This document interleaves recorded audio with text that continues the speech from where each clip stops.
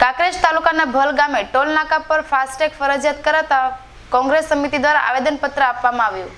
કાંકરેજ તાલુકાના Palanpur Radhanpur national highway road ઉપર આવેલા બે ટોલ ટેક્સ પર કેન્દ્ર અને રાજ્ય સરકાર દ્વારા તાત્કાલિક ધોરણે તારીખ 1/1/2021 ના રોજ ફાસ્ટેગ માટે ફરજિયાત કરવામાં આવે તે નિર્ણય લેવામાં આવ્યો છે।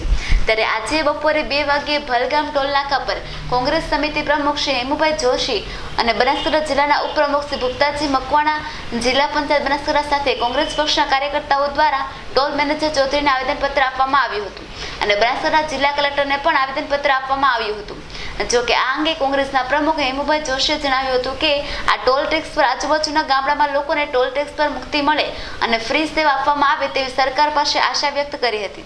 જો આ બાબતે સરકાર દ્વારા તાત્કાલિક ધોરણે લોકહિત માટે નિર્ણય લેવામાં નહીં આવે તો ઉગ્ર આંદોલન કરીને ગાંધી ચિંધ્યા માર્ગે જઈને સરકાર સામે રોષ વ્યક્ત કરવામાં આવશે। આ બાબતે બાંધકામ સમિતિના પૂર્વ ચેરમેન ગોપાલસિંહ સોલંકી, કાંકરેજ તાલુકા પંચાયતના ઉપપ્રમુખ મહિપતસિંહ વાઘેલા, જિલ્લા પંચાયત સભ્ય પુરનસિંહ વાઘેલા, વિનુભા સોલંકી, બલાજી રાઠોડ, જિલ્લા પંચાયતના સભ્ય તેમજ અન્ય આગેવાનો અને કાર્યકરો દ્વારા ટોલ નાકા પર વિરોધ કરીને ફાસ્ટેગ બાબતે વિરોધ નોંધાવવામાં આવ્યો હતો અને મેનેજરને આવેદનપત્ર આપવામાં આવ્યું હતું। જો કે આ બાબતે કોંગ્રેસ પક્ષના કાર્યકર્તાઓ દ્વારા ટોલ ટેક્સ મેનેજર દ્વારા આપવામાં આવેલા આવેદનપત્ર સુધી પહોંચવા બદલ ખાતરી આપી હતી। ભલગામ ટોલ ટેક્સ ઉપર કાંકરેજ તાલુકાની સમગ્ર જનતા અહીંયા હાઈવે ઓથોરિટી અને કેન્દ્ર સરકાર અને રાજ્ય સરકારને આજના દિવસે જણાવવા માગે છે કે જે ફાસ્ટેગનો કાયદો 1/1/2020થી જે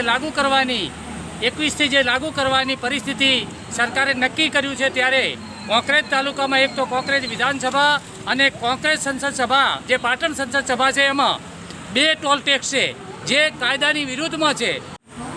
30/12/2020ના રોજ સરકાર દ્વારા જે ટોલ ટેક્સ ચાલે છે તેમાં તારીખ 1/1/2021ના રોજ ફાસ્ટેગ કરવા જઈ રહી છે। ત્યારે અમે કાંકરેજ તાલુકાના અમારા વિસ્તારમાં 2 ટોલ ટેક્સ આવે છે, એક ભલગામ મુકામે અને એક મુડેઠા મુકામે। તો અમે સરકારશ્રી અને ટોલ ઓથોરિટીને વિનંતી કરીએ છીએ કે અમારી આજુબાજુ ગામડામાં આવતા લોકલ ગામો, ધારો કે 8થી 10 કિલોમીટરમાં આવતા જે ગામો આવે છે।